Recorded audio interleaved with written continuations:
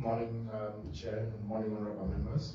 I can't remember the last time I did it. You raised the Bible. I raised the Bible. Okay. I, Eddington Chapela Mazambani, swear that the evidence I give is the truth, the whole truth, and nothing else but the truth. So help me God.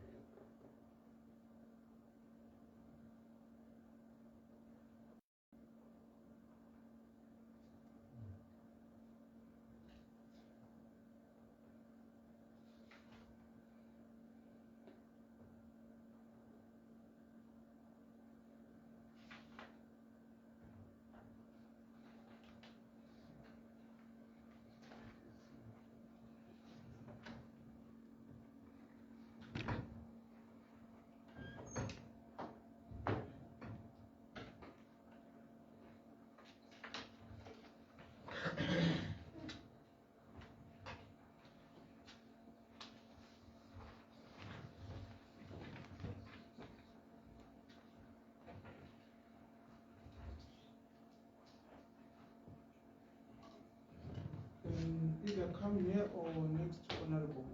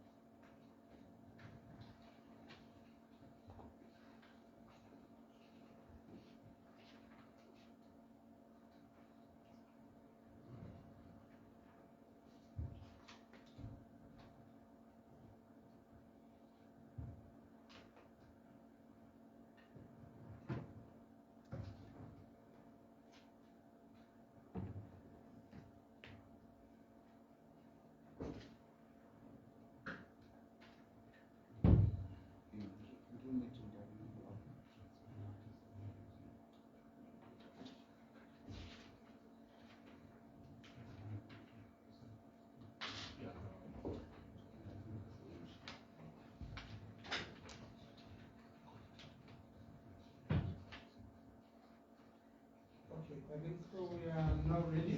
You can proceed with your presentation. Thank you, Chair, and thank you, honorable members.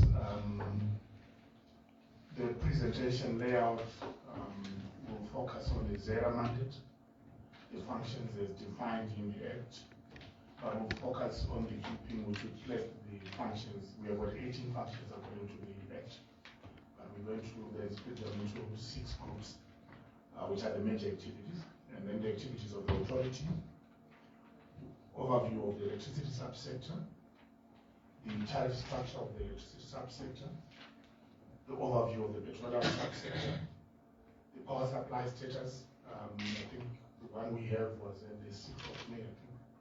Then the strategies we have as the authority to alleviate the energy crisis in the country. The Zimbabwe Energy Regulatory Authority is a body corporate, which is a creation of Parliament through the Energy Regulatory Act, Chapter 1323 of 2011.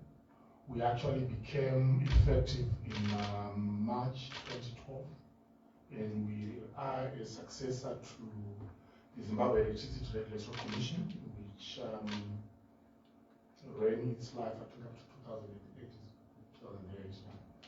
We are mandated to regulate the entire energy sector in Zimbabwe in a a fair, transparent, efficient, and cost-effective manner for the benefit of consumers and energy suppliers. We derive our mandate from the Energy Regulatory Act, as stated earlier on, as read together with the Electricity Act, which superintends over the electricity subsector, and the Petroleum Act of 2006, and other subsequent amendments and some statutory instruments which were also then now done. As I indicated, Chair, we have got 18 functions in the Act, but we group them into 6 main functions, which then carry a number of subsections of the Act. We have got the regulation and licensing, which then issues licenses and also looks at quality of service enforcement. We have got research and development.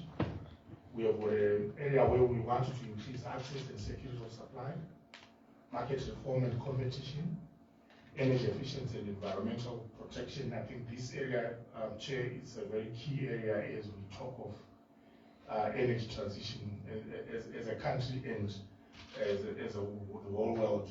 Then we have got a key stakeholder advisory services where we advise the minister, government, and also the honorable members in terms of the energy sector.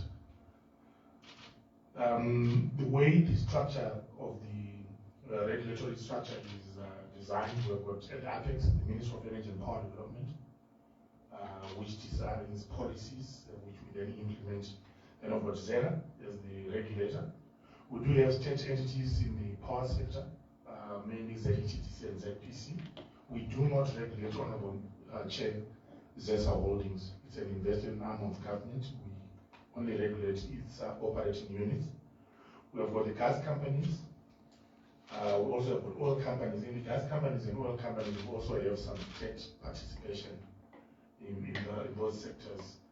And then we've got independent power producers who produce power to sell to the utility and directly to captive customers.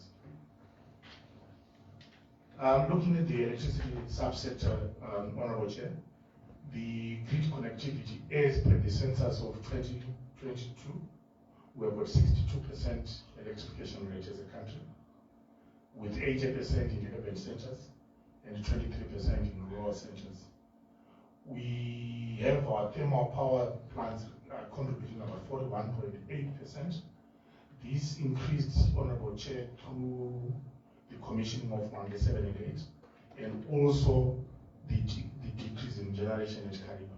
So there were 2 things which contributed to the increase in the thermal contribution. It is to do with the 600 megawatts which is coming from 107 and 8, and also the reduction in the generation capacity at Kariba, which has been occasioned by the persistent drought seasons we have encountered as a region. We have hydropower at 34.6%, and IPPs at a paltry 3.9%, and with imports covering the gap at 19.8%.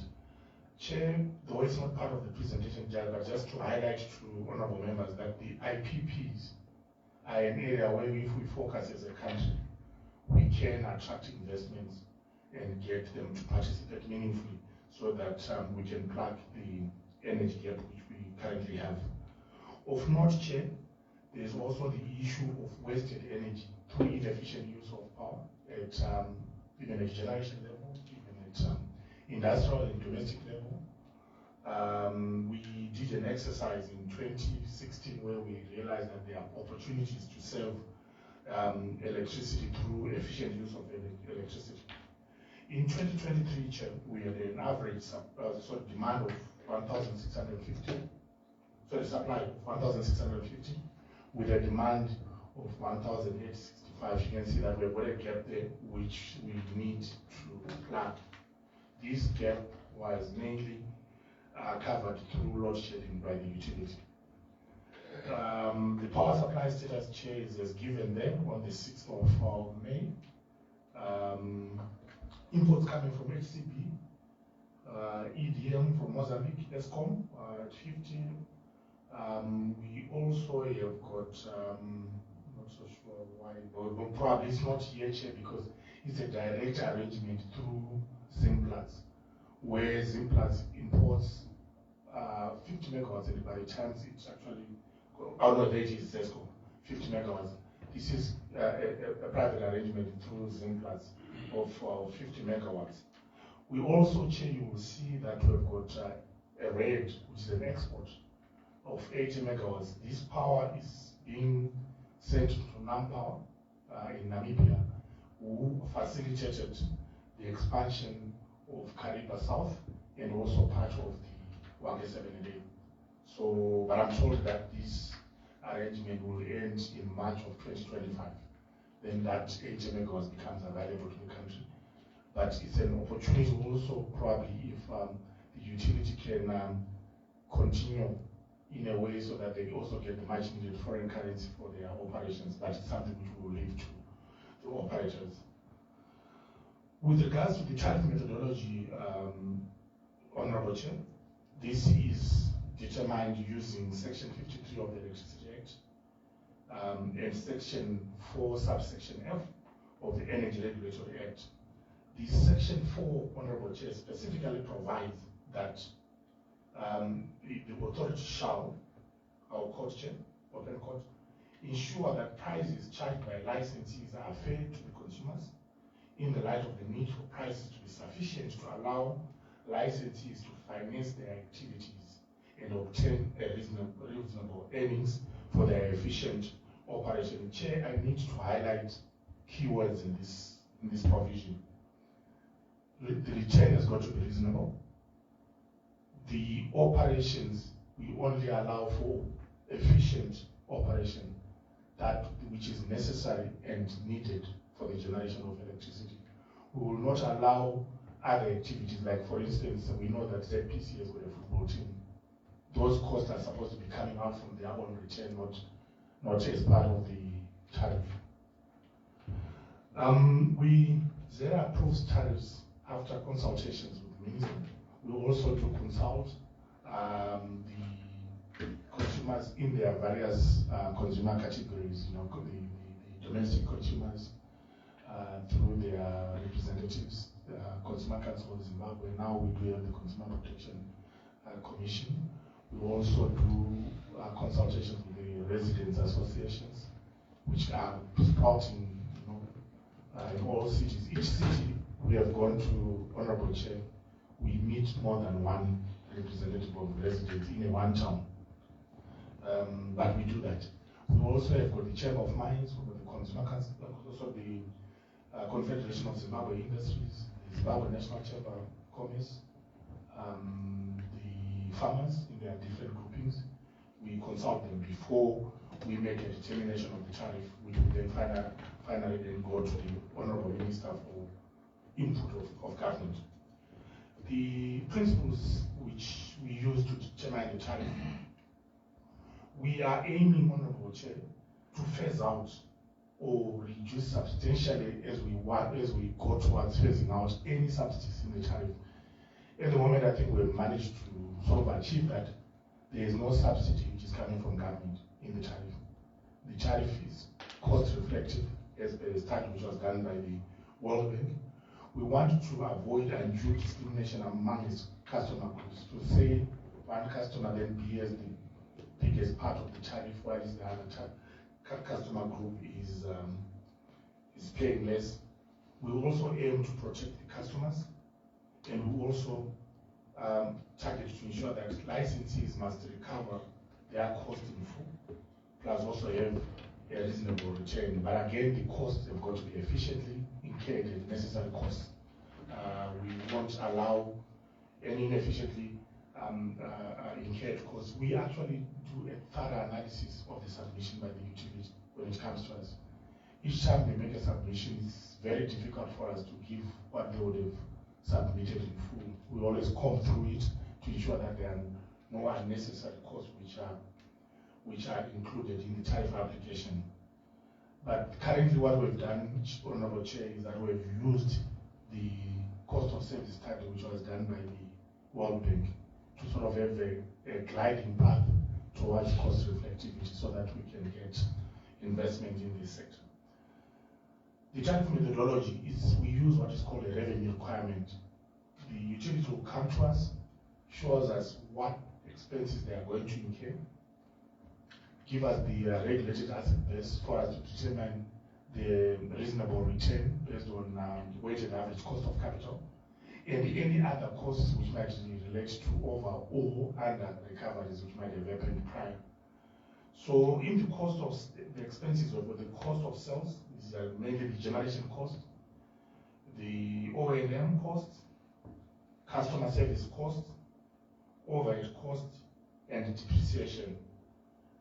So then we have the return, as I indicated, that is the net asset value, which is the regulated asset base.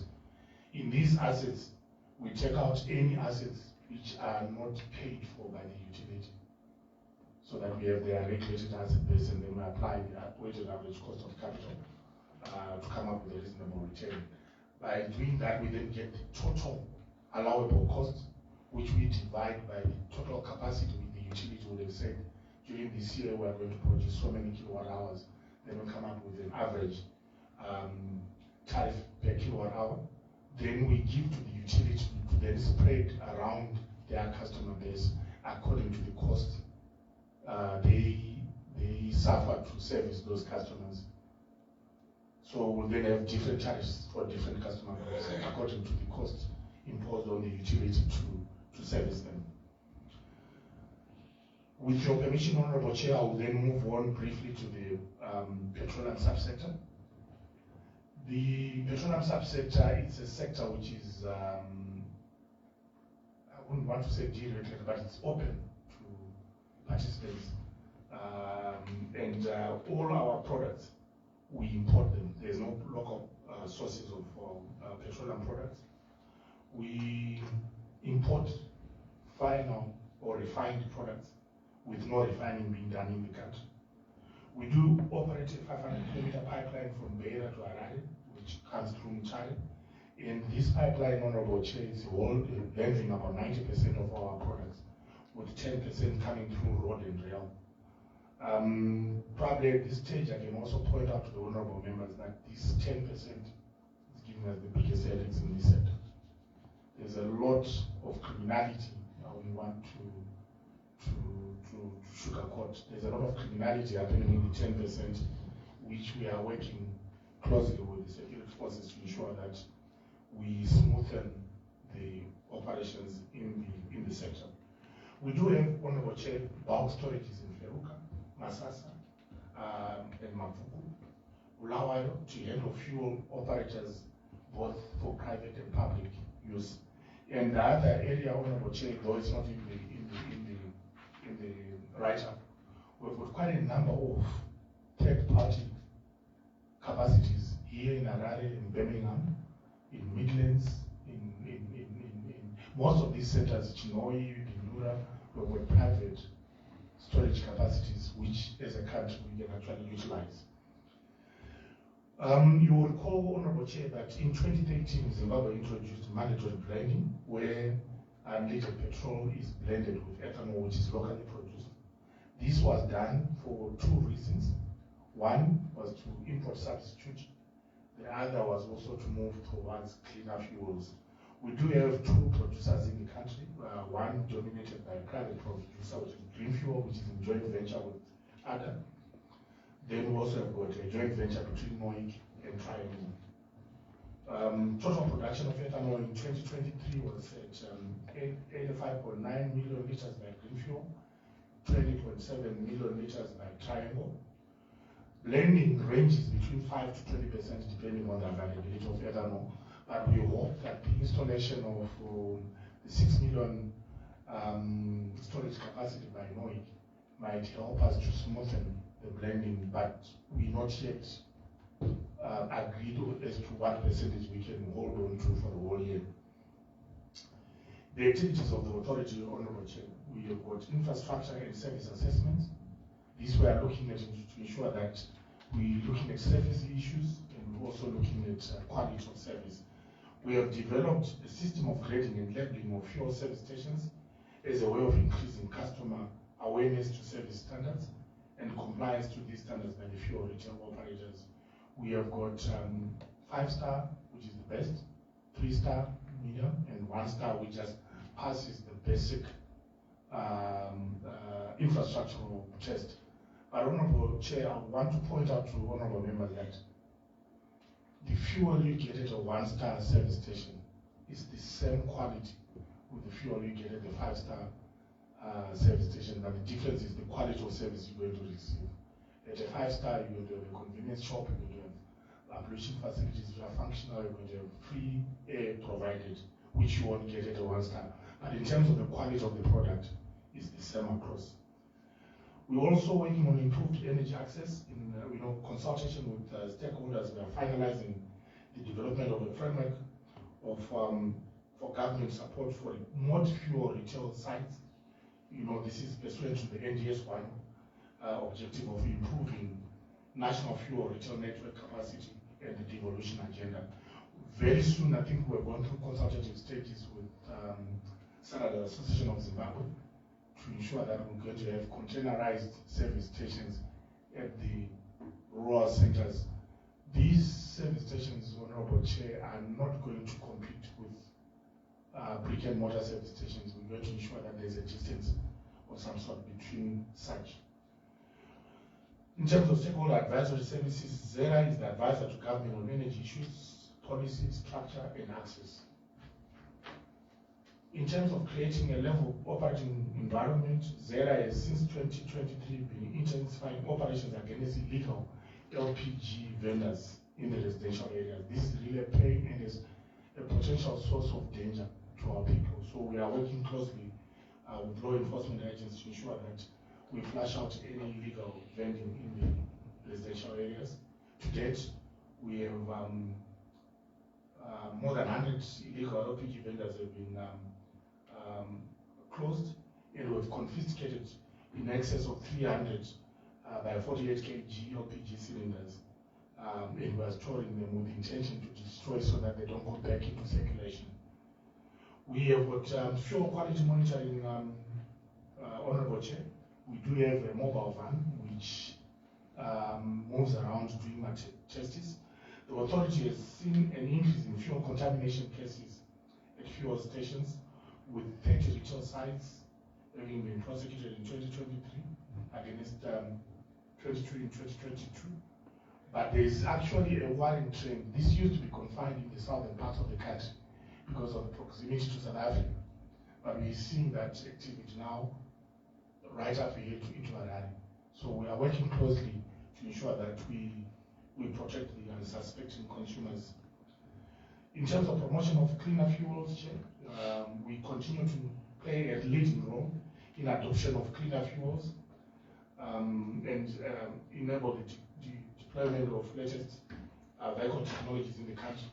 In 2018, the country moved from 500 ppm diesel to low sulfur 50, and we're in the process of migrating to 10 ppm diesel.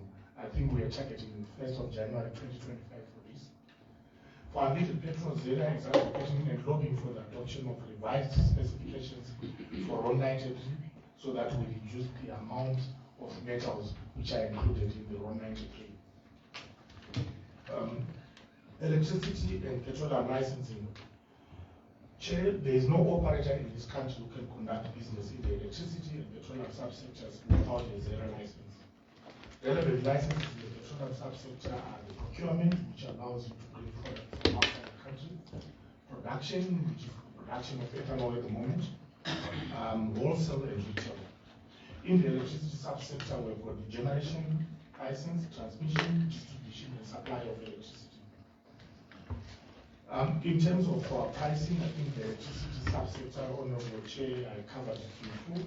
But for the petroleum subsector, what we do, we make sure that the price allows for recovery of efficiently incurred cost, and we subscribe to Plus, which is a global trading platform, which gives different prices for different market sources for the product, and we use that to price petroleum prices, and we use a formula called N-1. The price ruling in this month, which is May, is going to be used to determine the price of fuel for the month of June. In terms of grid performance, Chair, we do have technical performance codes and standards. These we enforce mainly through audit, and we've had some improvements in terms of adherence to the grid code and the distribution code. In terms of capacitating, Chair, Zera relies on knowledge. It's a knowledge-based organization, so we focus more on ensuring that we capacitate our manpower. So there is a training budget which is done every year. It's focusing on skills gap which we would have identified, performance deficiencies which we would have identified through a very robust performance management system. In 2023, Zera and the Algerian National Company for Marketing and Distribution of Petroleum Products, which is called NAFTA, signed a memorandum of understanding on human capital development in the petroleum subsector, including possible autogas conversion of petrol vehicles. We have now sounded out at the arms of government, mainly CMED and NOIC, to ensure that we move to the conversion of petrol vehicles to gas. The training also envisages support from Algeria, which has got vast experience in terms of exploitation of petroleum fuel in terms of extraction, refining and distribution, and also marketing. In terms of regional cooperation, Chair, we are a member of the Southern African Regional Electricity Regulatory Association, Zera, where we play a very significant role. Last week, we had a team in Malawi, which also included Mr. Garai, and I think in the first week of June, we'll be having another team going to Malawi, where we actively participate in this. And Chair, though it's not part of the presentation, I need to highlight to the honorable members that there are plans put to ensure that we've got a regional regulator. At the moment, it's just an association, but we want to change that association to an authority which will be looking at positioning the whole of SADC as one electricity market. That way we can be able to attract meaningful investments. I think you would be aware, Honorable Chair, that we are struggling to get Batoka to take off. It's because we are targeting Batoka as Zimbabwe and Zambia. But if we're going to work on it as the whole of SADC, it will be easier for us to do that. The same is happening with INGA in DRC. So there's an intention to have one regional market as we transition as the whole of Africa. We are moving towards having a one electricity market in the rest of Africa. We are also a member of the African Forum of Utilities Regulators, which aims to strengthen regulation in Africa. This one, Honorable Chair, will just focus on energy because that's our area. But it looks at all regulators, telecoms, water and sewer. It's quite a bigger regulatory group. And we're also a member of the Regional Association of Energy Regulators in Eastern and Southern Africa. In terms of new energy sources, Honorable Chair, we do have in Zarabani oil and gas. Works there have proven that there is commercially exploitable gas. And this position, I think it has been known for some time. Mobil did some studies some time ago. So now I think it's a question of quantifying and seeing how best this can be exploited. There's also a potential to have a 500 megawatts gas to power project there. It's now to see how is it going to be done. Is it going to be done by power, the utility, or is it going to be done through an IPP project? We also have started capacitation of staff in preparation for regulating the new energy source, and we've done some draft gas regulations to capacitate us in time for us to fully utilize the energy source which we have discovered in Zarabani. Strategies we are taking, Honorable Chair, in terms of alleviating the energy gap in the country, in terms of the electricity subsector. I think the first one is the approval of the cost-reflective tariff, which will ensure the following. The utility will then have adequate resources to pay for electricity from all possible sources. At the moment, Chair, the utility is not an attractive customer, regionally and within the country. it cannot support projects because they don't have capacity to pay. The reason is we've had a sub-economical tariff for far too long as a country. And not only that, we have not been paying for that sub-economical tariff to the extent that the utilities owed a lot of money. So what we're trying to do is to ensure that with the cost-reflective tariff and the utility also working towards collection, it should be able to attract suppliers of electricity from within the country and regionally. The utilities will also be able to maintain its transmission and distribution system, not only to maintain, even to improve and expand on the same, and also reduce on the downtime due to dilapidated infrastructure. The utility is also a credible off-taker, which I've already mentioned on the chair, and also attract new funding for expansion, and it will also ensure that we can attract independent power producers because they know there's a credible off-taker which will be able to pay for electricity delivered.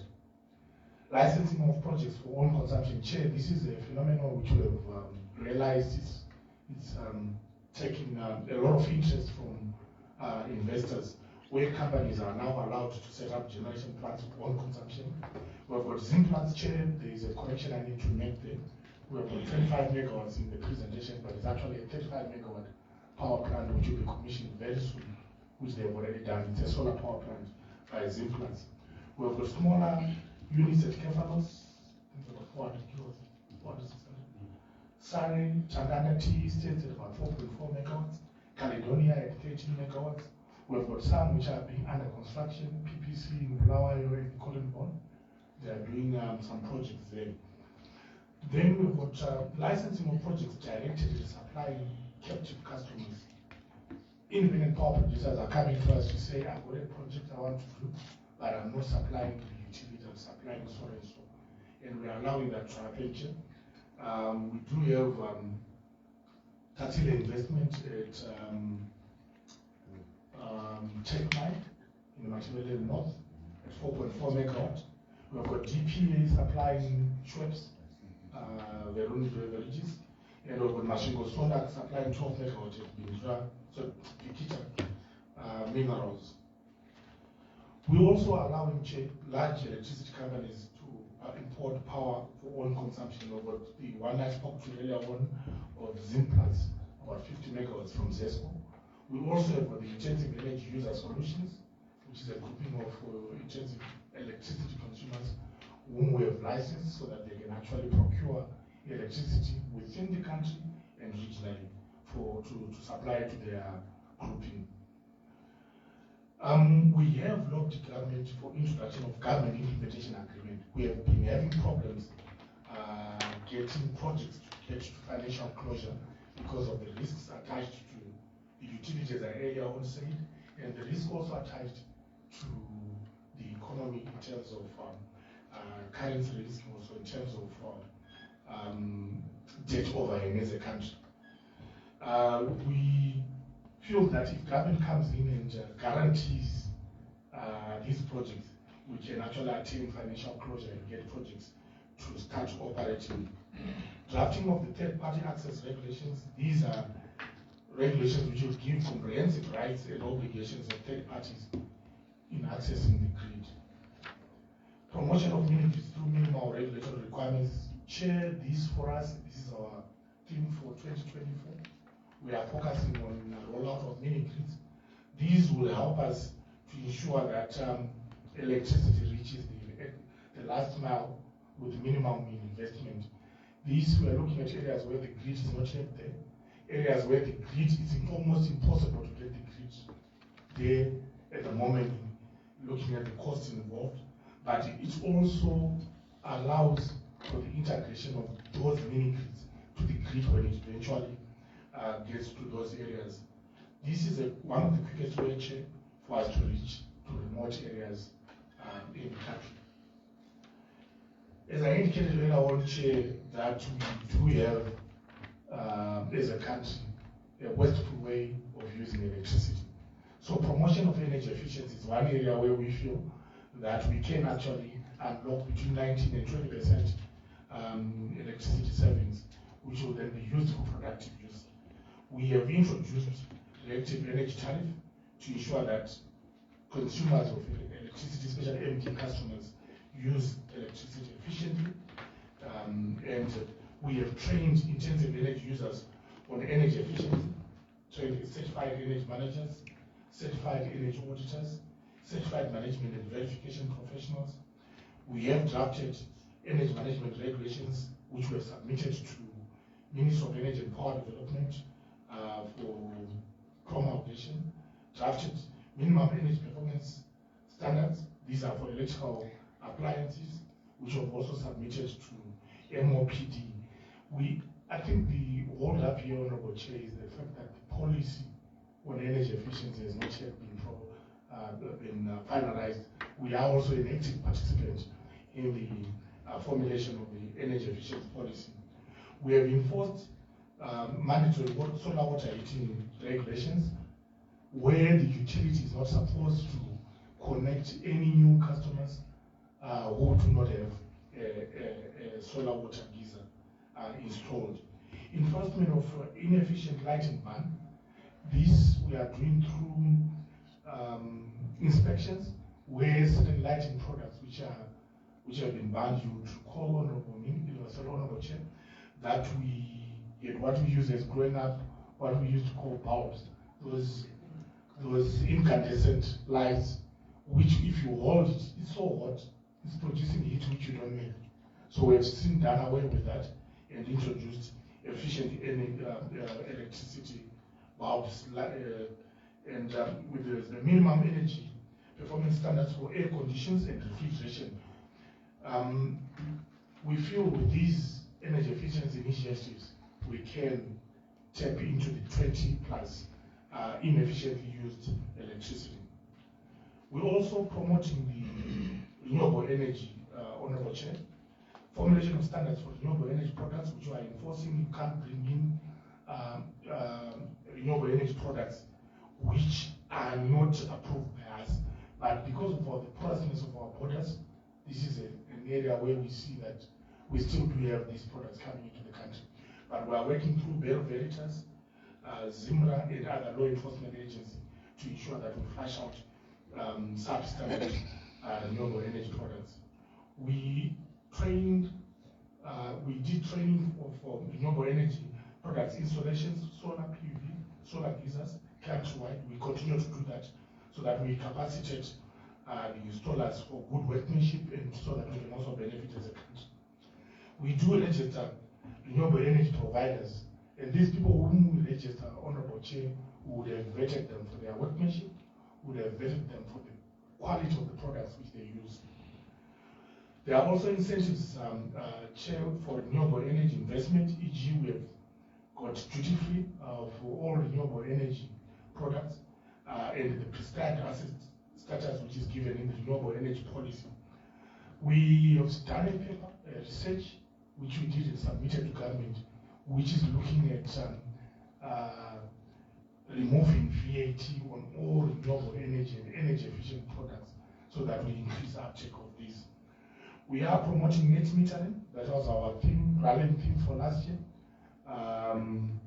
And we've managed to get about 13.5 megawatts installed capacity at the moment.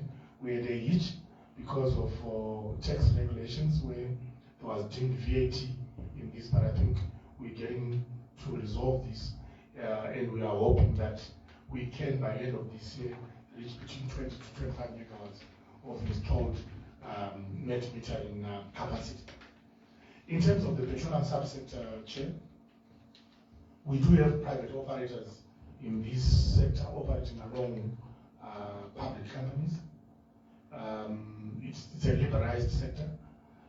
Public infrastructure is available for use by the private sector, the Zera and Harare pipeline, the storage facilities at Masasa, Mapuku, and Feluka.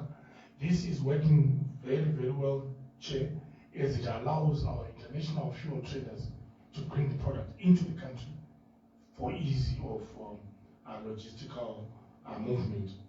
Companies are also allowed to import using road and rail. We do have an easy and convenient licensing platform, which is online. You don't have to come to our offices, though we have sort of decentralized, but you can submit your application online and it's processed online. Use of local resources to displace imported petroleum products. This is mainly to deal with the ethanol blending. Chair, when we started measuring the use of LPG, I think in around 2013, we were at about 5 million kgs per year.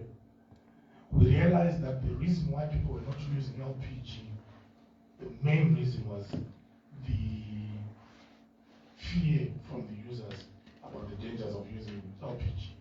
It was viewed as a very dangerous source of energy, anything which can explode at any time.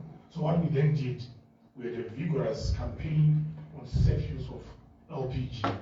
And we've seen now the usage of LPG. We hope that this year will hit 70 million kgs. Last year we were about 65 million kgs of utilization of LPG. It is a cleaner source of energy, and we would want to ensure that we move our people from using electricity for heating and cooking to move to LPG. That's what most developed countries do.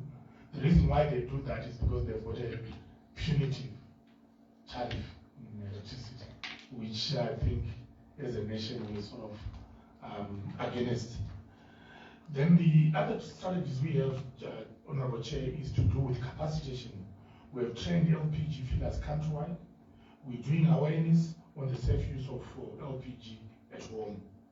We have drafted new regulations to improve safety in the use of LPG, and we're also working on the regulations for natural gas, which we hope to complete. So we're sort of completed, but we want to go through consultations so that we can then refine them. Chair, I think at this stage I also wanted to point out that the energy sector, we are moving towards making it an attractive sector for investment through the pricing which we have done, through making sure that infrastructure which is there, which is national infrastructure, we obligate the utilities to make sure that it's available for use by third parties. I thank you, Honorable Chair and Honorable Members. Thank you so much, Mr. Mazambani. Your colleagues, are they going to say anything, or this is it? They might have to support me, Honorable Chair, as I should check questions from the Honorable Members. But for now, I think we... Thank you so much. You have taken some time because you have two vital sides to your mandate: the electricity and the petroleum side of things. So, honorable members, I will open the floor for you to ask questions. But as they are just thinking, just a quick question. You fall under the same ministry with those that you regulate. Doesn't that bring bias to you? How objective are you when you both report to the same father or mother? Can you honestly spell out the misgivings of your other siblings? Thank you, Honorable Chair. I think that's the problem we had in the past with the advent of Mtapa. All the other regulated entities are now under Mtapa. They are no longer under the Ministry of Energy and Power Development. Ministry of Energy and Power Development, I think now is just focusing on policy, where we come in to implement policy, and the Rural Electrification Fund. But that be the rest of others. But we never really considered the fact that we are under one ministry. We would make our own independent position, whether it's accepted or rejected by government. It will be something else, Honorable Chair. But we never at any time considered the fact that we are under one ministry.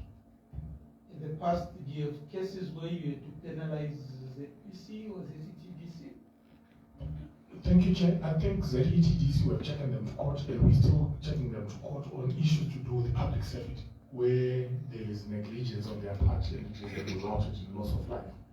We had a case, I think it was in Chekutu Kadoma, and they are still pending. So we have to implement the law as prescribed, Honorable Chair, without the fact that we are part of the same ministry or government. Honorable members, I'll give you a chance to ask.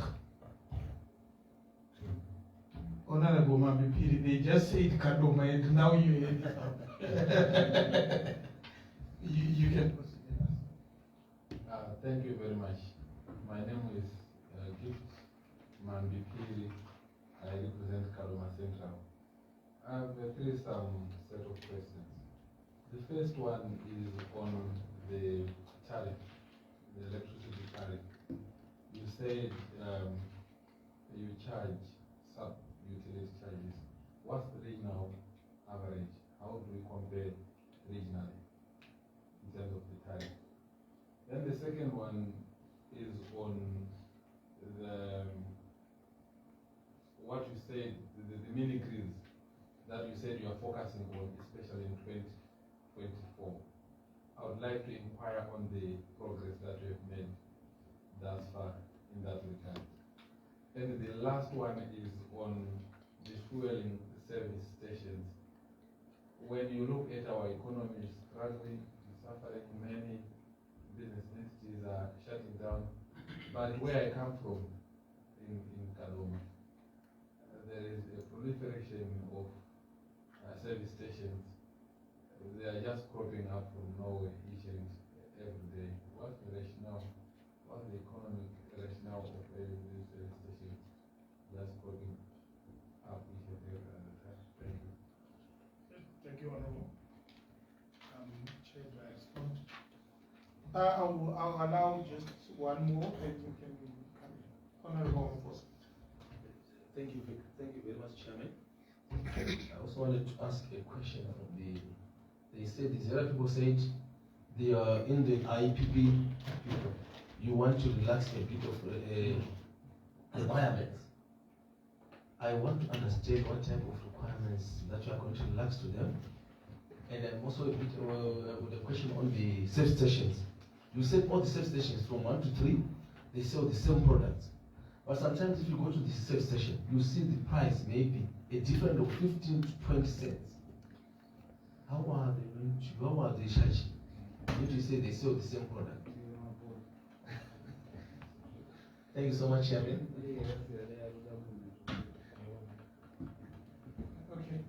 Okay. We'll allow you to answer the first set of questions. Thank you, Honorable Chair. In terms of the electricity tariff, regional average, whilst we normally share this at RERA, we haven't had a regional sort of average computed for some time. But what I can say, Chair, as I indicated on the tariff methodology, is based on the revenue requirement where we allow efficiently incurred costs and a reasonable return. But what I can say, Honorable Chair, is the fact that as Zimbabwe, our tariff, at one time we were allowing it to slide below 2 cents per kilowatt hour, when the tariff was pegged at 10.63 US cents. But because of the exchange rate, the equivalent in US dollars was at times sliding below 2 US cents per kilowatt hour until we applied the indexation at 10.63. Regionally, the highest tariff, I think, is in Namibia. They are the only utility within SADC which managed to attain cost reflectivity at a much earlier stage, to the extent that if you look at NamPower, it's one of the most liquid utilities within Southern Africa, to the extent that they were actually even investing in non-core functions of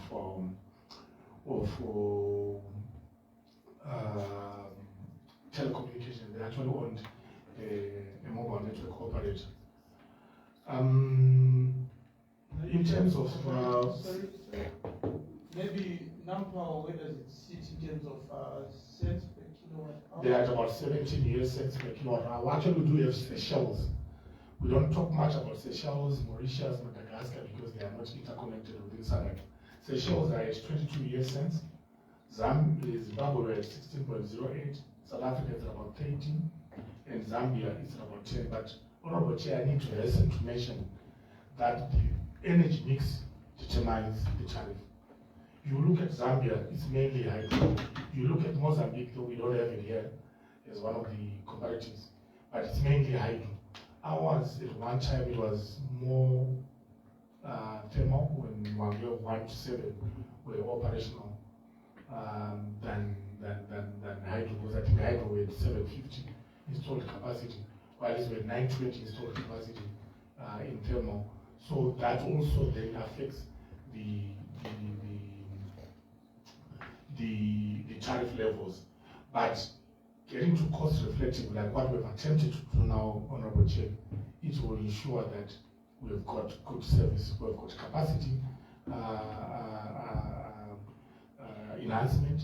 We actually can attract independent power producers. The utility itself can maintain its system and also invest in future generation and distribution, transmission and distribution capacities. Meaning it's, Honorable Chair, these being worked on by development partners, worked on by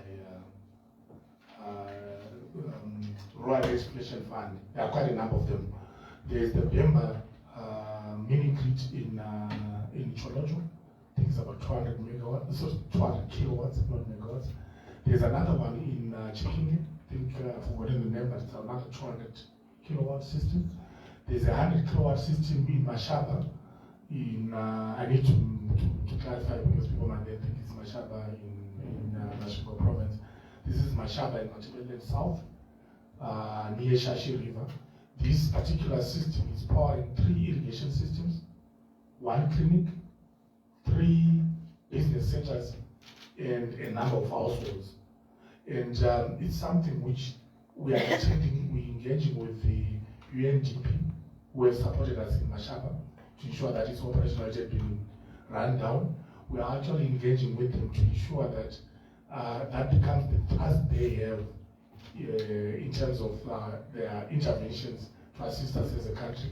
It's something we also intend to take to NGOs as development partners, that if we can focus on the electricity, water, and food nexus as a country, we can alleviate poverty. We can also attain the universal access to modern energy by 2030 by these interventions. It's something which we might, I'm looking at it, I haven't sold the idea to my board, but it's something which we might have to carry forward to next year, or until we get to some reasonable access of energy within our rural communities. Then with regards to service station, Honorable, if you look at, it's something which also as we contend with, but unfortunately the current setup in terms of establishment of a service station, one is going to go to the local authority, one is going to go to EMA, one is going to go to a fire brigade if it's there, before they come to us. So we are at the last leg of licensing for service station. We feel that we would rather let the market forces play out to the extent that if it's over-traded, people will disinvest and leave. But we also feel, Honorable Chair, that there could be other incentives for people to go into fuel. Fuel, we all know that it's being sold in US dollars, and we all know that most of these service stations insist on cash payments. So it becomes a source of you having cash for other uses, which might not necessarily be for your business.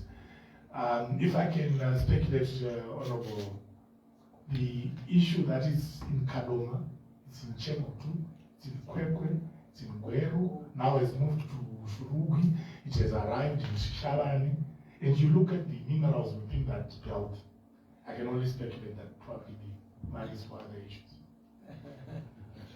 But we're not going to interfere, we would rather the market forces determine the new entrants or the exits which might happen in that sector. In terms of relaxation for IPPs, Honorable I think I might have been a slip of the tongue. In terms of requirements, we are not going to relax. There are strict things you need for you to have an IPP, you need to have land, you need to have a grid impact study done, the land must be allowed to build a service station there, you need to have an environmental and social impact assessment done, you need to come to us with a technical feasibility report and a bankable feasibility report for us to issue a license. The only thing which is sort of allowed to happen, Honorable, is to say you can have an IPP for so and so to consume, not necessarily put it to the utility. It's only to be like a captive customer you can work for, or you can actually do a generation for your own consumption, which things were never there before. And when we looked at the statutes, we realized that this thing is not prohibited. So we then thought of promoting that because we saw that it was a quick turnaround. We were also trying to bypass the problems we're having at the utility in terms of them being able to pay for supplies. Then in terms of different prices for fuel, what we set as Zera is the maximum, the minimum. It is the maximum, sorry, the maximum price you can sell it. But depending on your trading advantages, we allow people to sell at lower prices. But the trend has become so worrying. It's talking to other things within the sector, which is quite worrying, and we've started to do some exercise with other arms of government to try and flush out people who are smuggling fuel into the country. Through our porous borders, people are smuggling fuel into our country through the designated points by misdeclaring that the fuel is going to Zambia or DRC, but that fuel finds itself in this country. By so doing, you avoid 51 to 53 US cents. Oh, with that, you can afford to advertise because you have avoided paying duty. So it's something we are working on. Currently, there's an exercise which is going on countrywide, where we are going to those who have got low prices. We then demand to find their importation papers so that we can verify that all the taxes which were actually paid, the fact that fuel was imported into the country through proper channels, not smuggling. So that for us, that's the source. But we are not contemplating to say let's set a floor price for now, because people will still benefit if they've avoided other taxes. They will still benefit by selling at that floor price where they haven't. We want to find out the reasons for low prices, and we're working closely with other agencies to ensure that we get to the bottom of that issue. You need a follow-up question, Honorable Chair. Thank you so much. You said you are there to protect the consumers. I'm a bit worried about their machines whenever they sell fuel. Sometimes you get 4.5 liters instead of 5 liters. The machine will be recording 5 liters. But if you take the product in a container, you can see it's 4.5. How do you sometimes make a follow-up on their machines? They can adjust machines and people just losing out. It's 500 mils. It's happening in most of the service stations. Thank you, Honorable Chair. This area, I think it has been a source of turf war between us and the trade measures. The trade measures are responsible for sizing of machines.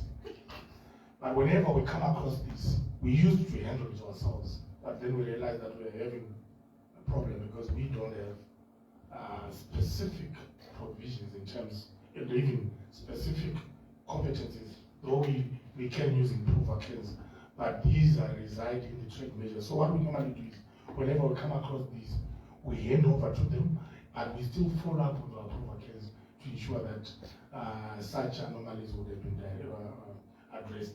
But it's something which we had a clash as arms of government. The trade measures saying, no, we are getting into our turf.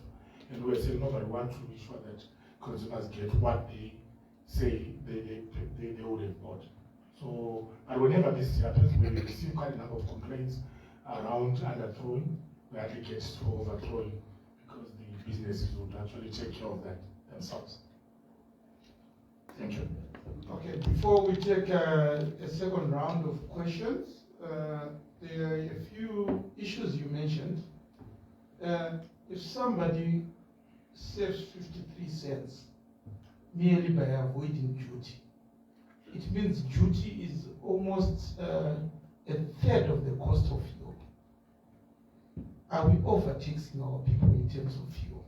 That's the first issue. The second one, you said near cost reflective, having 16.08 cents, which makes us almost the most expensive. We are on the most expensive end of the region. Is there due diligence, or the payer is meant to pay for legacy issues? Are they paying for legacy issues, or they are paying mainly for current consumption? And linked to that, you said it's still not attractive enough. What does it take to make our sector attractive when such a huge tariff is not yet attractive?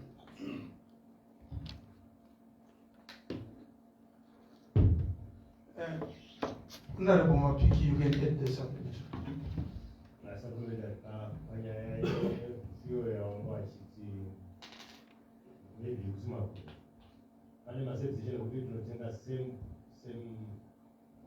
Same liters. Some mothers are here. We do think about any station, same liters. We think about any station, same liters. The mother of everyone, it's a long fire. But when I think 20 liters, Shama,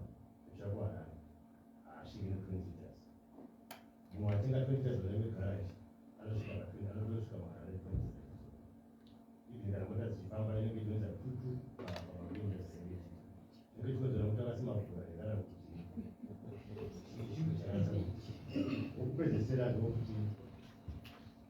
Zambia ile ikue ngomba kiu mabuda tutatoka kiu masaka chipo sababu ndio tunakuja kwa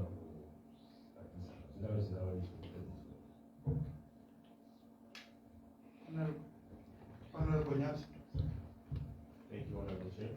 I just want to add a few questions on what Honorable Chair said. Mine is regarding diesel 50. We've seen change of ownership, rapid change of ownership in fuel station owners. The new owner comes and takes over the existing infrastructure, marked diesel 50 and unleaded fuel, petrol, and leaded petrol checks. Now the new owner doesn't notify us what blending method is using or what type of fuel is using. One would assume that it's still diesel 50 because the pumps are still marked diesel 50. You mentioned earlier on that we receive our fuel as final product. So, and you say that we are on low sulfur. It's mandatory that we sell diesel 50, which is low sulfur. But we still have non-fuel stations that are not selling diesel 50. And the pump might be marked diesel 50 because he'll say the owner was using these pumps and I just took over, but my diesel is not low sulfur. What measures are you taking to protect the consumers from such unscrupulous dealers? Thank you.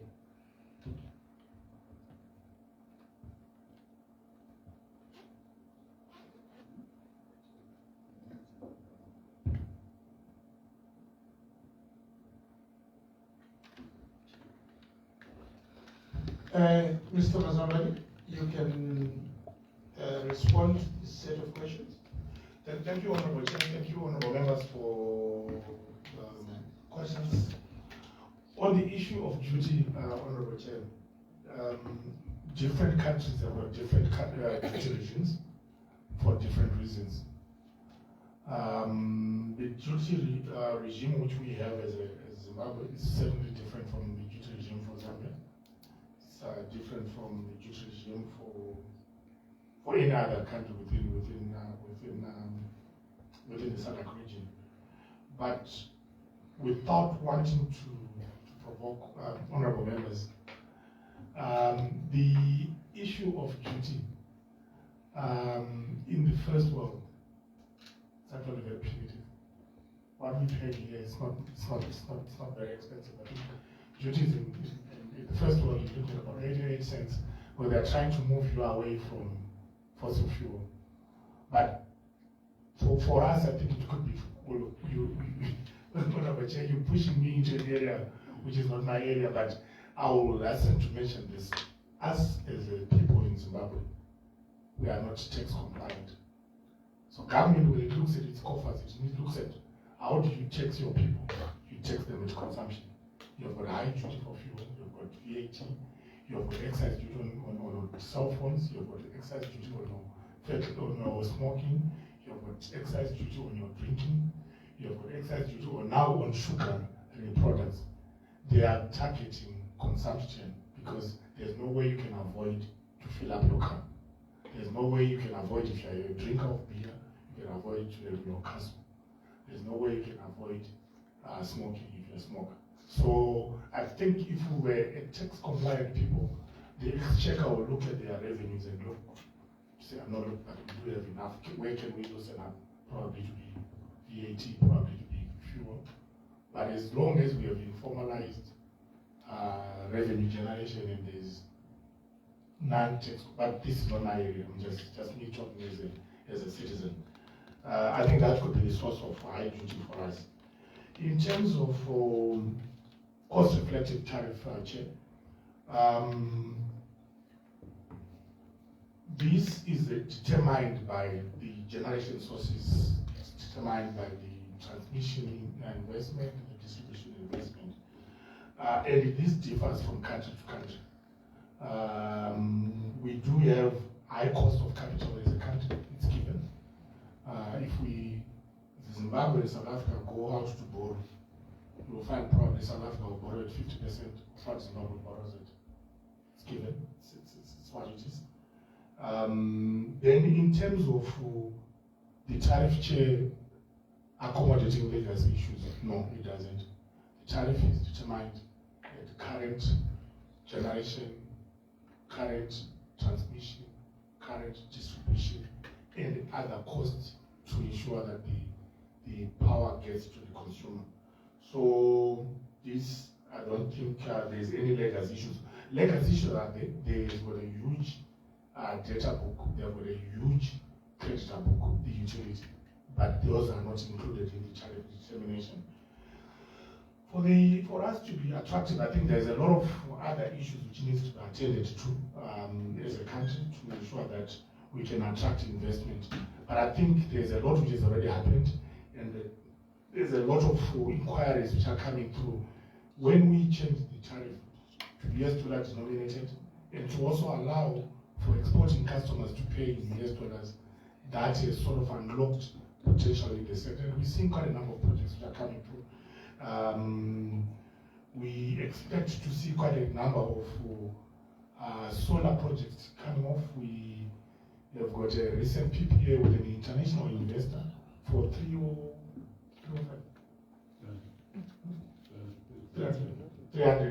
megawatts, which has since been signed with the utility, and this is going to be, part of it is going to be supplying our biggest steelworks in the country.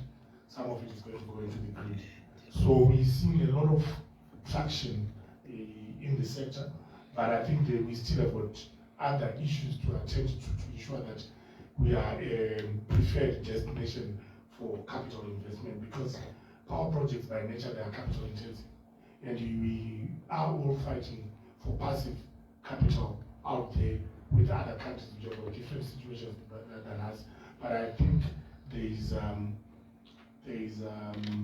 optimism in the sector. There's optimism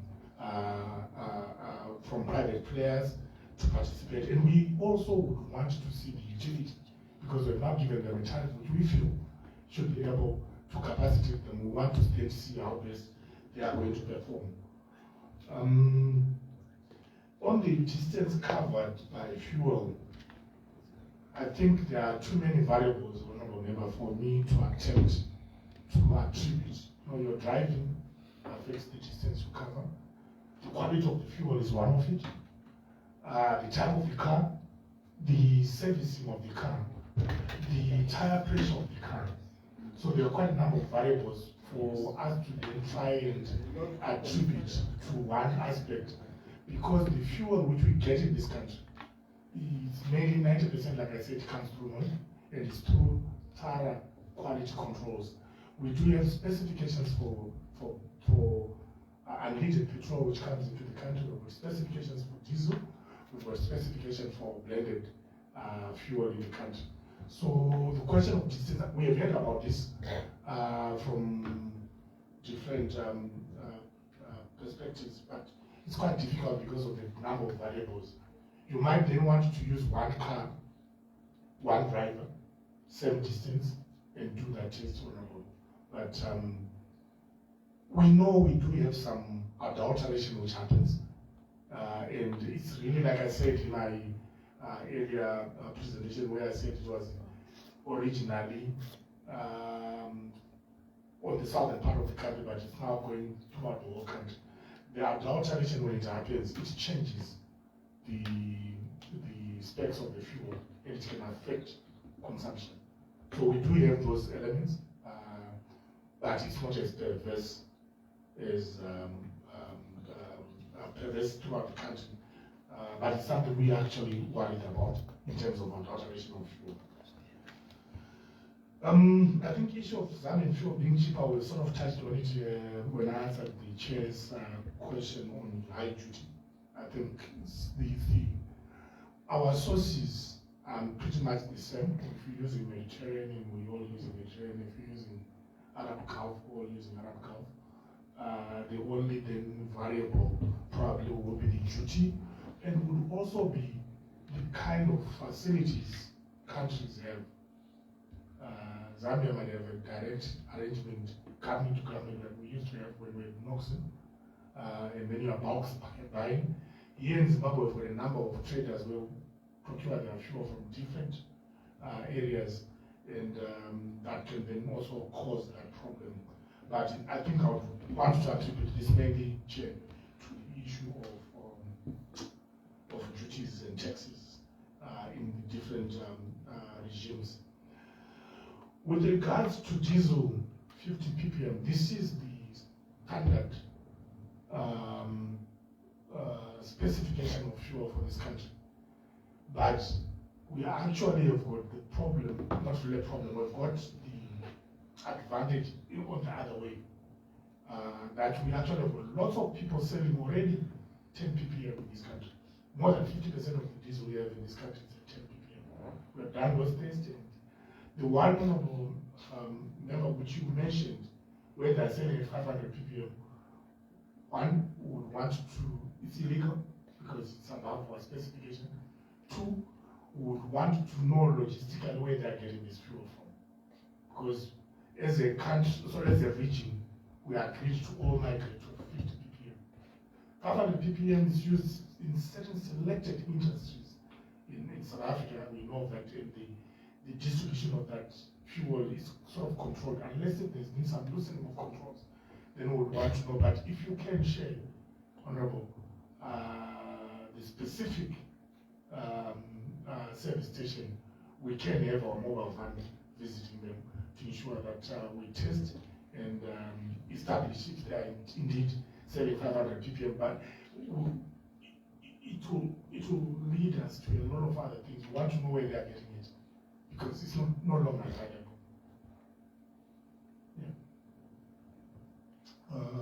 Yeah. I think that's the last point. All right. Is there? Oh, okay. Yeah, it could be also a question of not marking properly on the dispensers, but we really would want to take this one up, Honorable Chair, so that we ensure that we protect our consumers against unscrupulous operators. Thank you. Honorable Mapiki, I know you want to supplement the supplementary. As the chair, I also felt there is a point where obviously I've heard from people, I've driven from Joburg coming to Harare, then on your way back, you're the same driver, you're using the same car. It takes you further if you use fuel from the other side than it does when you're coming from this side. It may be attributable to blending or adulteration. So I think that's where it's coming from. Evidently, in the market, there are those distortions which point possibly to not proper regulation, monitoring, etc. But I think this is the point that the Honorable Member was trying to have on. Thank you, Honorable Chair. I think, sorry, my apologies, Honorable.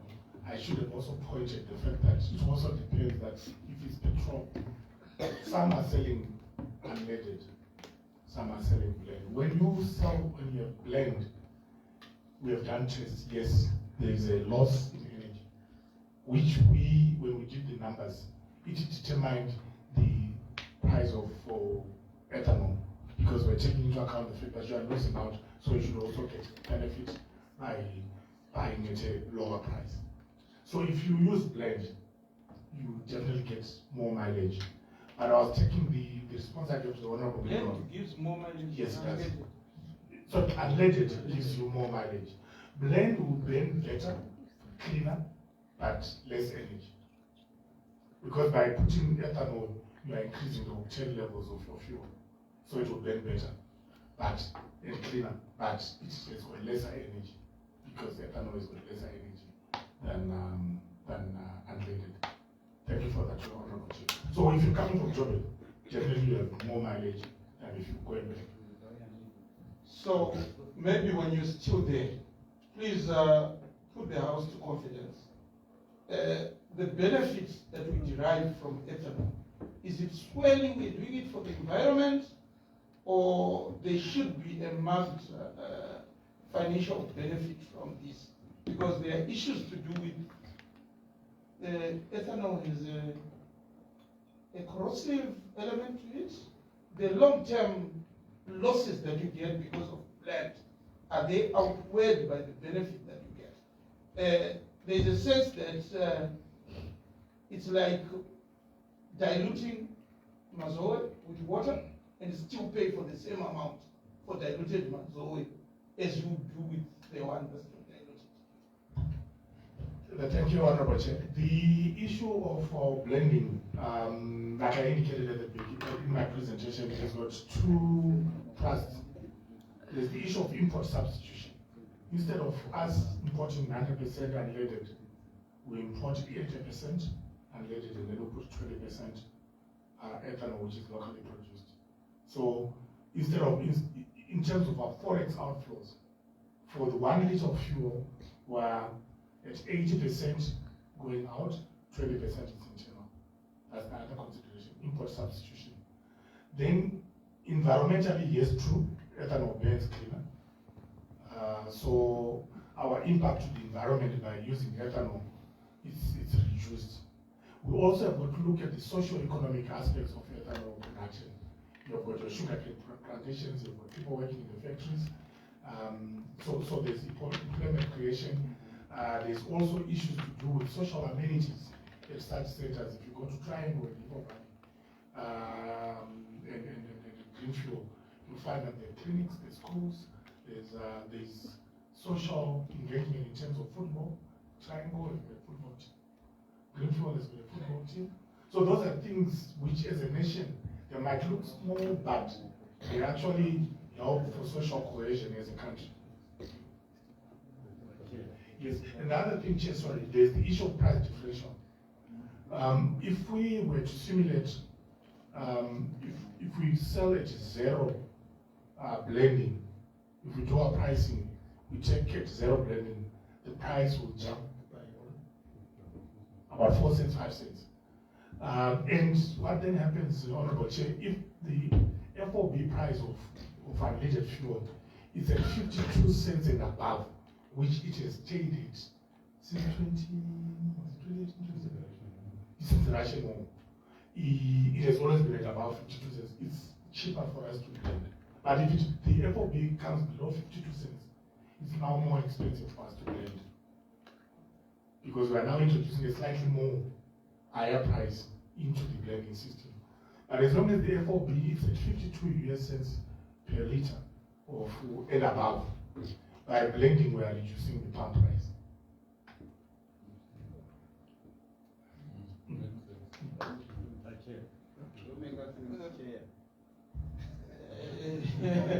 Honorable Vicky, you may come in. Yeah, Chair. January 23 service station in Taiwan. That's for court. I think that fuel contact. My product is total. Moja yangu inashalisa 20 1 liter per kilometer. Ndatenga kutotal kusvika kuchamba. Ndanwa 20 km. Ndatenga kuma peak service station inofamba almost 15 km. Saka ndaifunga kuti dai vangu vanasa kutaura kuti kana kwakanzi kwakasunga ma service station 23 ari before the court. Nenyaya yekukondamika. Kondamika nemvura iri, kondamika nekuti vakaisa mune mvura iri, chii chakanasa kuitika. Because mota unofanya matenda yemutu nenda ikwasa kucheka kama station. Sana para kufunga kuti singada kungwa ne vanhu nasa kufunga chichaita.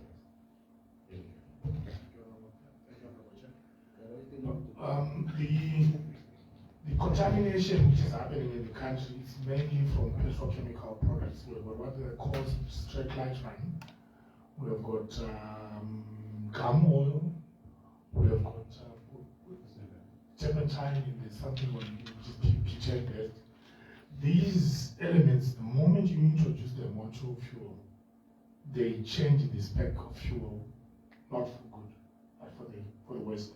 Why these people are doing this is because these petrochemical products, they come into the country duty-free for other use. Some of them are being used in the paint manufacturing, some of them are being used in the bakeries, but the quantities we are receiving as a country are much more than those which are required in those genuine sectors. So we do have, like I said earlier on, Honorable Chair and Honorable Members, this problem was prevalent in the southern part of the country because of proximity to South Africa, because these products are mainly found in South Africa. So obviously when you consume such a product, it's out of spec, and it will obviously not give you the amount of energy you should receive.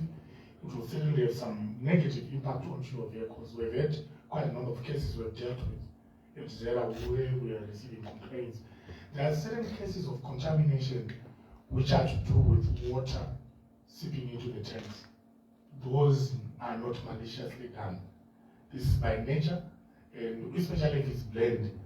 Ethanol has got an affinity for water, so it will draw water to it.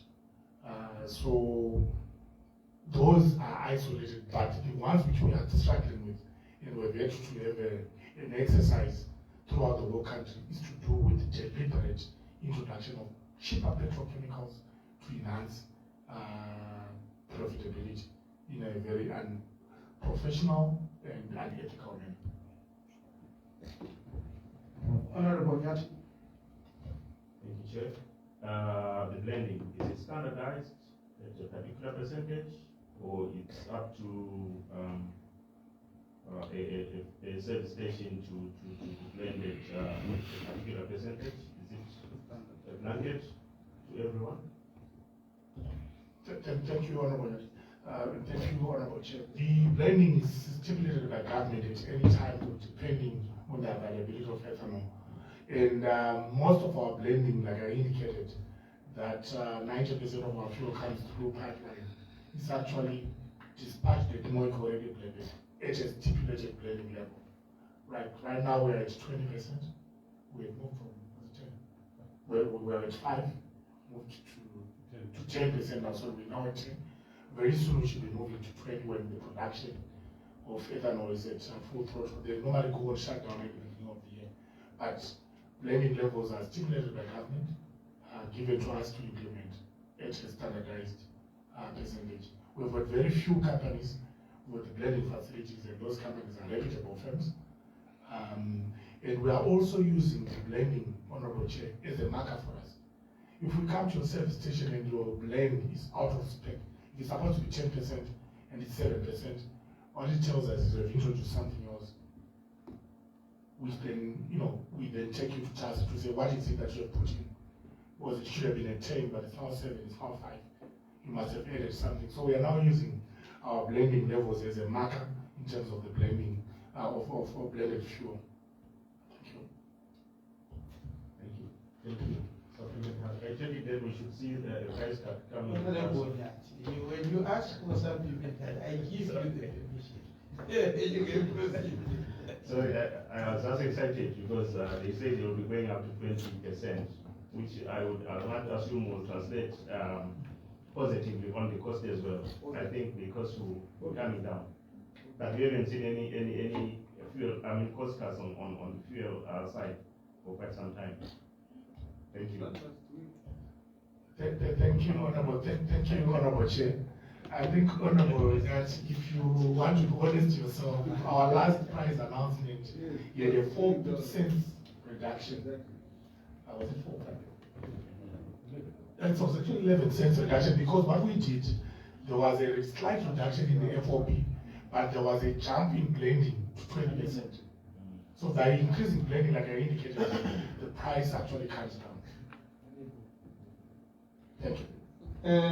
I think we need more players than just yourself. We need the motor industry people to tell us, because you didn't come through in terms of the effect on the engine, the long-term effect on the engine.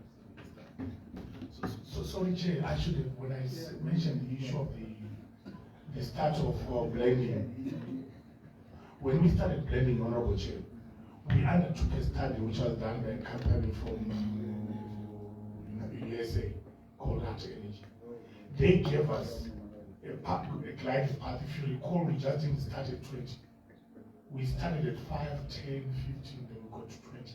We're given a gliding path which was based on the production which was happening on vehicles. To say all vehicles, yes, at the beginning they were going to have problems with their tubes. Those carburetor vehicles were going to have problems. At the initial inception, when you put in, the ethanol will clean up your tank and it will clog your system. And once you flush it out at that stage, you won't have any problems coming from ethanol. But what we then did as a country in terms of the gliding path, we got to 20, but we then got constricted because of capacity to consistently produce at 20%. But this was an informed decision which was undertaken after a comprehensive study. This study involved the manufacturers of motor vehicles. We consulted Toyota, we consulted Nissan, we consulted Mazda. We actually wrote to their manufacturing plants. We also consulted the local dealerships of these vehicles. And this study was being done independently by a contracted party who spent quite a bit of time in this country. And they also had an expert, former retired production executive of Toyota being part of their team. So it was done after a comprehensive study on the road. Any other inputs from around the house? Honorable Moyo. Thank you, Chairman. Thank you, Mr. Masamba, for your very comprehensive presentation. I've got 3 points to talk around. I think you conceded that you really don't have the authority to regulate the tax regime, which is a fair comment. But Parliament has got the capacity to quiz the taxman. So I think the chair said to you, what is the level percentage-wise of tax on fuel? It would be nice and important for you to indicate and then leave the matter with us to say at what level is fuel taxed. So that was my first point. The second point is when we discuss with your potential investors in the green fuel sector, the majority of them talk of an acceptable tariff that is between 9 and 11 cents. That's what I get. I met quite a lot of them. I don't know what other members meet when they discuss with potential investors. Some of them get surprised when they realize that you are generally pegged around 11, 12. So those who are thinking of 9 get surprised, and naturally they'll move to your tariff. But that's maybe a secondary issue. The point I wanted to say is critically, if we get solar around 11, 12, and we get Kariba hydro in single figures, and we then end up with a tariff of 16, it means that the big challenge we have is your thermal power stations. Is it then correct that you are accepting inefficiency in the thermal power stations? Or put it differently, what is the tariff of Miati versus Blawayo versus Wange versus Kariba? And that would then suggest maybe that you are allowing a lot of inefficiencies. I'm familiar with the thermal side, excuse me. If I became blunt, at what point are you going to say to Miati and Blawayo, can you stop operating and cut your overhead costs? Thank you, Chairman. So in short, before you go, in short, break it down to us. What are we paying for the generator? What are we paying for the transmission and the distribution?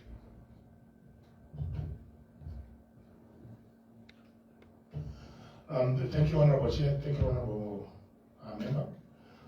In terms of the tax regime, I won't give you as a percentage, Chair. I can give you the absolute numbers because they are actually absolute numbers per liter. It's 51. No, it's okay. We can give the rough figures. So it's 51, I think, for diesel, and 53 for petrol. This is with effect from this year. They used to be all at the same level of 48.7, but this year the new Finance Act introduced an additional figure for strategic fuel reserve, which I think was at 3 cents for diesel and 5 cents for petrol. In terms of the tariff, Honorable Moyo, solar is coming down considerably due to 2 issues in terms of the improvements in the technological improvements. We now have panels which are now, some are approaching 700. The recent exhibition done in Abu Dhabi, we saw a panel at 725. And that sort of then reduces the area you need for the same capacity. So the tariffs for solar generation are actually coming down considerably. I think Zambia is going to project at what was it, 6 cents. At 6 cents US, we as Zimbabwe were a project at 5.8. One of the figures I mentioned were at 300 megawatts. It's actually 5.8 US cents per kilowatt hour, and the rate is 6.8, I think, some of them. So, but this is just the generation tariff, because they then hand over to the customer to then take over the transmission. In terms of thermal, yes, Honorable, thermal is expensive. Our cheapest source has been Kariba. Second cheapest cost has been thermal, the new units. Wange 1 to 6, I think they are at about 16 US cents per kilowatt. The old thermal power stations were upwards of 30. The cheapest, I think, was 32, going up. Those 3 have since been mothballed. From last year, they are not producing because they are inefficient to run, they are unreliable, they constantly break down. So those 3 small thermals, which is your Blawayo, Miati, and Harare, have since been decommissioned with the intention of either repurposing them or repowering them. I think the decision lies with the utility. In terms of Wange 1 to 6. Honorable Chair, I think these units are old. They need attention. We did not give them adequate attention. We were flogging them when they needed service. We didn't have the money to service them, and we didn't have additional capacity to spare them. So we kept on running them because there were the capacity which was there. So 1 to 6, they are expensive to run. They are unreliable. We hardly had more than 2 running at any time. With the opposition chair, I could quickly check my daily report to see how many units were operating today, but we hardly have all of them running at the same time. I get that report first thing in the morning. I'll let you know, Honorable Chair, that today we did more than 1, 2, which is relatively 3 units running today, and then the 7 and 8 have always run because they are new. These units are old, and they need to be either we repower them or we completely put them down and put up something completely new, because I don't think the technology which is at unit 1 to 7 is still available at the moment. We have run these things beyond their useful life, and we're not maintaining them. We could have done that if we're giving them adequate attention in terms of scheduled maintenance, but because of lack of funding, which was occasioned by sub-economical tariff, and the fact that we didn't have additional capacity, spare capacity for us to give them some attention, we then ran them until they are really, really so difficult now to maintain running. I think I was listening. Sorry, Chair, there's another thing, Chair. Regionally, we do have a constraint in terms of power inputs. So the little which you can get, and it becomes very expensive. Especially if you get it at peak time, it becomes also very expensive. We know for a fact that the power we get from ESCOM, while this is coming cheaper for them from Mozambique, but by the time we get it from ESCOM, it's very expensive. Even the one which we are getting from Mozambique, EDM and HCB, because we don't have a bilateral relationship which existed at the inception of Kabarabasa Dam. When Kabarabasa was built, it was anchored by the South Africans. So the direct agreement to get cheap power. As we go in there, it's commercial rate, and the imports are not that cheap, they are very expensive. So, when we combine the expensive thermal, expensive imports, the inefficiencies which are there at the old units, we then see that the tariff at 16.08, it's a cost reflective, not that that's the best, it's not the best price. The price could be better if we have the old units operating optimally and efficiently, as compared to the 2 new units which we have. I was saying I was listening attentively. The fact that the expensive ones are not part of our dependable capacity should reinforce the fact that the dependable ones are in single digits. So it should ultimately mean that, unless I didn't get you correctly. Thank you, Chair. No, even the dependable one are not in single digits. The 7 and 8 is not single digit. The 1 to 6, the old ones, it's not in single digit, Chair. And they are mixed at 40, was it 48? They are mixed at 48.1. It's quite a heavy contribution to the tariff. Yeah, 41.8%. We've got 41.8%, which is expensive, 19.8%, which is expensive. That's almost 62%.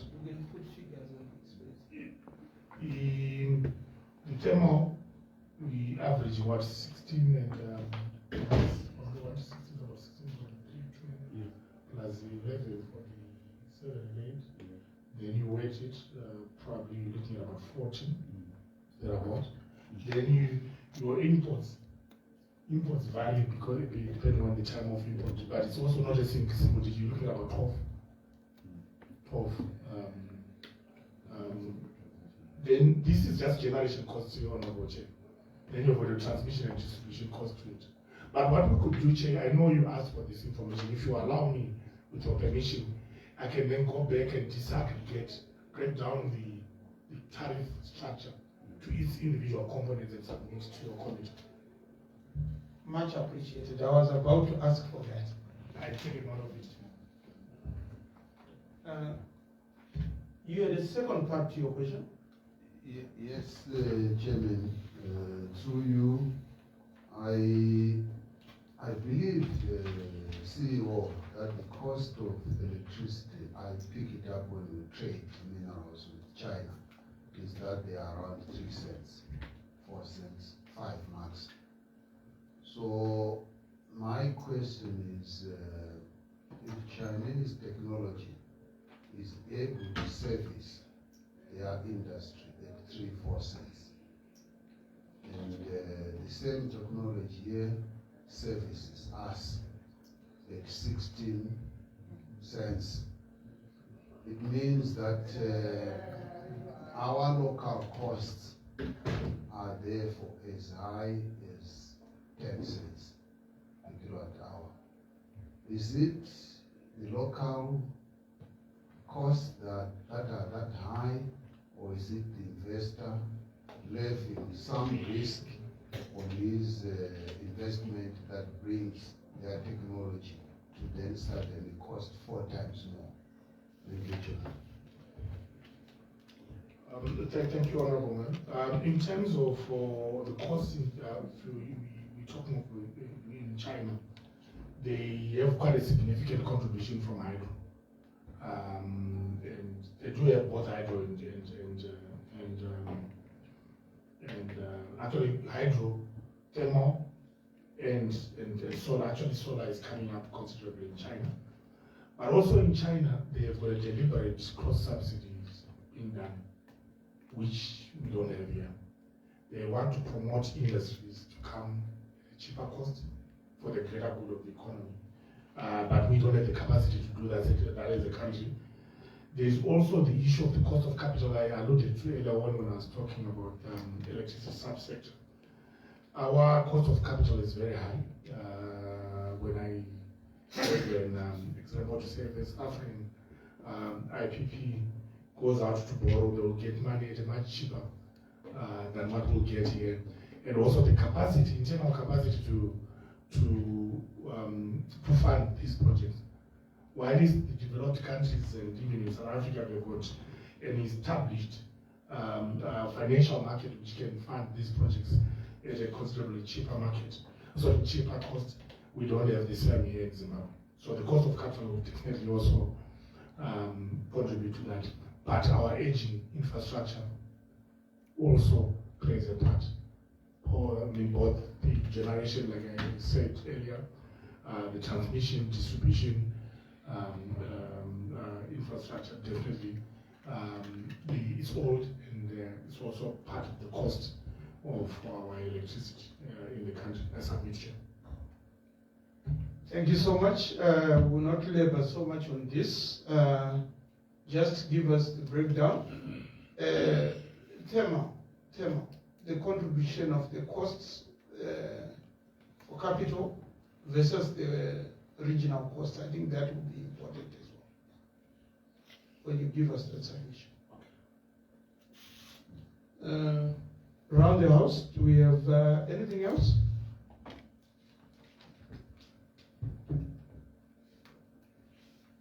Honorable Mapiki.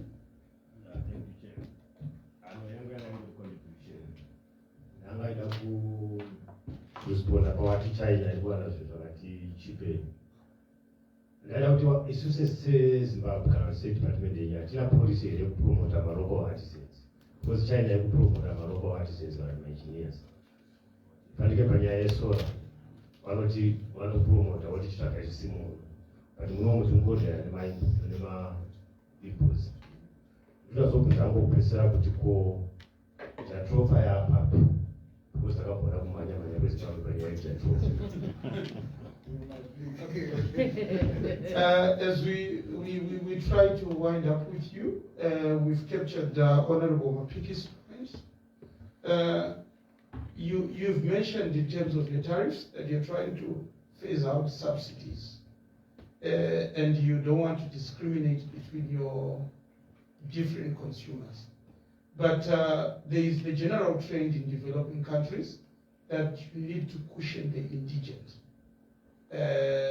The poor, the one that needs medication to be in a fridge. Please take note of that.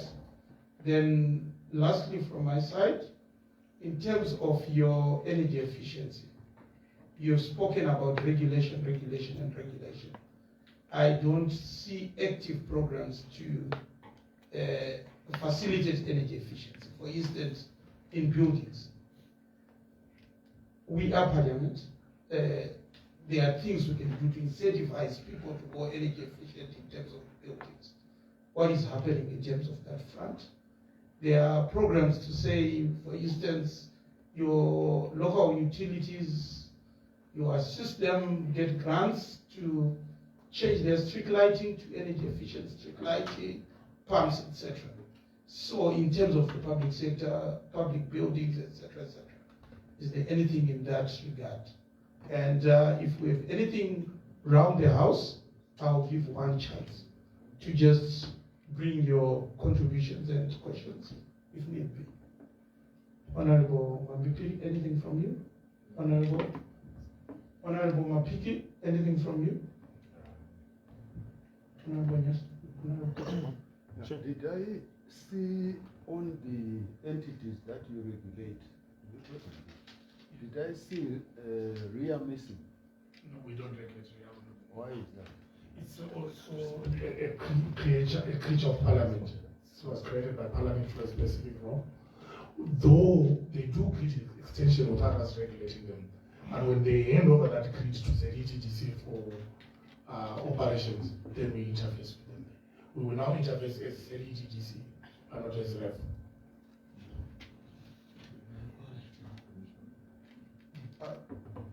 Honorable Yanchi, you had something?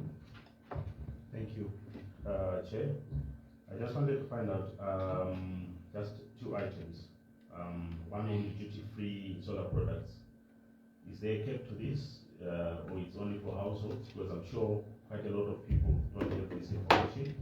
Number two, we see if you go along Harare Street here, you'll see almost all shops selling these solar products. What or how do you then give confidence to the consumer that any shop that you can walk in town, you'll find regulated or conforming products? Because we've never seen you guys doing any tests at all. And do you have, I'm sure you would have regulations for filling stations. I heard you classifying them 1 star up to I think 3 star, but I think there's 1 or 2 only filling stations that I've seen with tire pressure, free tire pressure in Bulawayo where I come from. So is there no standard to say if you are going to operate a filling station, you must have these particular minimum requirements to filling stations? Thank you. I'll stop here. Thank you. Honorable ladies, I'll come to you. Honorable Marasha. Honorable Ngwa. Honorable Makubire. I can see. Oh, Honorable Chad. Even complaining about them coming men only.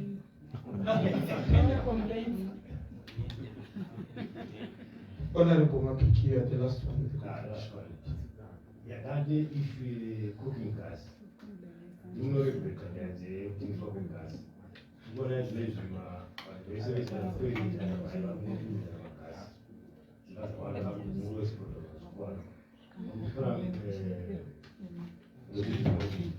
Because kana pasipe muti kana mutwere tinoona kuti pina kasimo maitengesera but vanenge vasina malicense vasingazivi kuti zvinoita nyakadini Okay, we would give you the last round to comment on the gas. You have mentioned that you raid people, etc. Isn't the other approach being to capacitate the dealers to be compliant rather than to raid them? Thank you, Chair. If I can, Maybe you can also. if I can respond, Chair, sorry. In terms of promotion of local artisans, this we are actively involved. We are actually training people we are even influencing the curricular development to include renewable energy issues as part of the curricula in the country. I think very soon we'll be having these courses being at our institution of higher learning. In terms of the Jatrofa, there's work which is being done.